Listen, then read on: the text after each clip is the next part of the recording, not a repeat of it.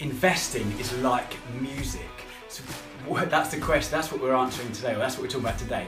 So everyone today needs to be an investor, as we talked about in other videos. So my name's Neil Doig, I'm the author of Millennial Money Mindset, If You Want the Fruits, You Need the Roots, creator of Football Formation, Asset Allocation. Please like, please subscribe, and please tell one person about this channel. We're going to give you one tip at the end that will really help your investing. So, investing is like a band. So think of it like you want to have a team of assets that are working, playing for you. Each musical instrument had a different benefit or different strength or different weakness. So as they come together, they essentially create something better than the individual parts. So 1 + 1 = 3.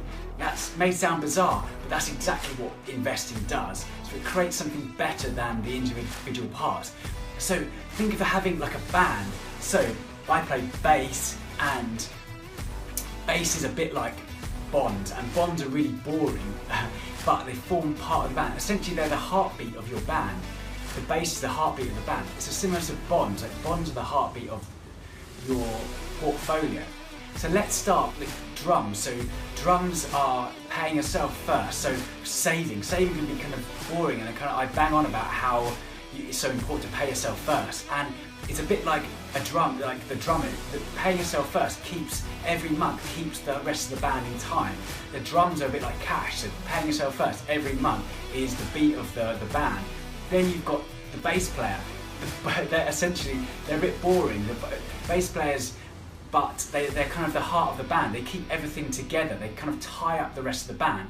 And cash and the drums and bass player link up really well together, a bit like cash and bonds. So bonds are you're lending cash to companies, or you're lending cash to governments, and essentially you might not notice them in your portfolio until you actually need them. So until the market crashes, so the market's crashed recently, and bonds have kind of shown their worth because they're kind of steady, dependable, and even boring. They keep the timing of the rest of the band. Then you've got the rhythm guitar. So rhythm guitar, it's a bit like the rhythm of the market. So it's a bit like a tracker. So trackers, they track the market essentially. It's a bit like rhythm guitar. So they kind of go with the flow. They kind of flow with the market. They go up and they go down, and they sound pretty good. Like the tracker can sound quite good. And then it doesn't really, they're not very creative. They essentially just go with the flow. It's a bit like trackers. They kind of go with the flow. Then you've got the lead guitar. So lead guitar, it's essentially, they're the creative ones of the band. They kind of make things happen. They kind of go off in directions that you might not have predicted. It's a bit like enterprising companies. So if you kind of buy shares that you think that are going to essentially try and beat the market, or buy in kind of sectors that you might not necessarily think would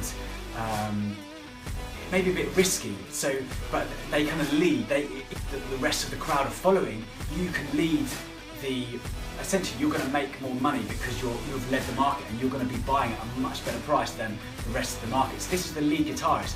They're a bit more risky, they're a bit more creative, they're a bit more dynamic, they're a bit more entrepreneurial.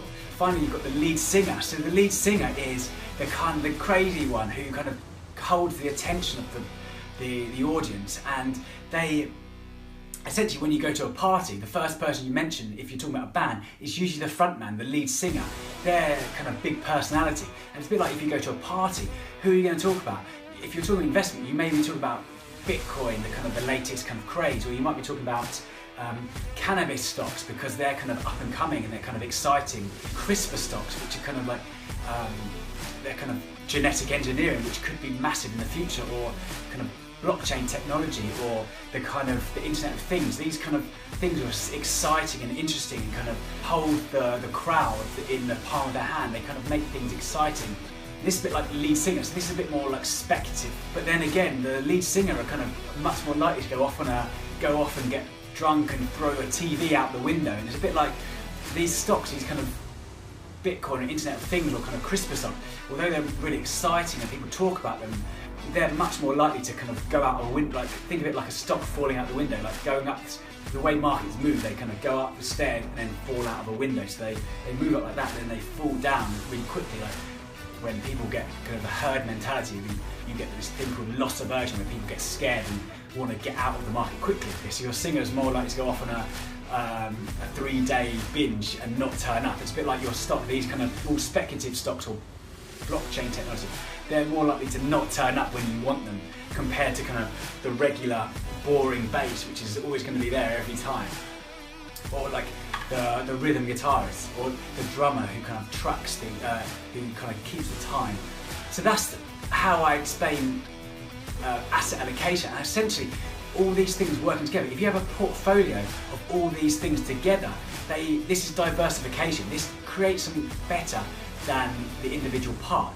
So 1 + 1 = 3. So these 5 elements coming together, they create something amazing. They create music, they kind of create harmony, and they create a portfolio that's actually going to do well for you. And it reduces your stress and worry as well. If you've got boring bonds in your portfolio, then you know that when blockchain technology falls out a window and crashes, that you've got a steady bass player keeping time, that when blockchain does come back up again, that bass player's kind of kept them in time. And then your drummer, it's annoying, but they keep time.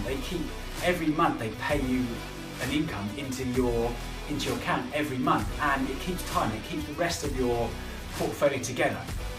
That's diversification. That's the best analogy I can come up with essentially having all these together as a portfolio creates something better than the individual parts. So my name's Neil Doy. I'm the author of Millennial Money Mindset. If you want the fruits, you need the roots.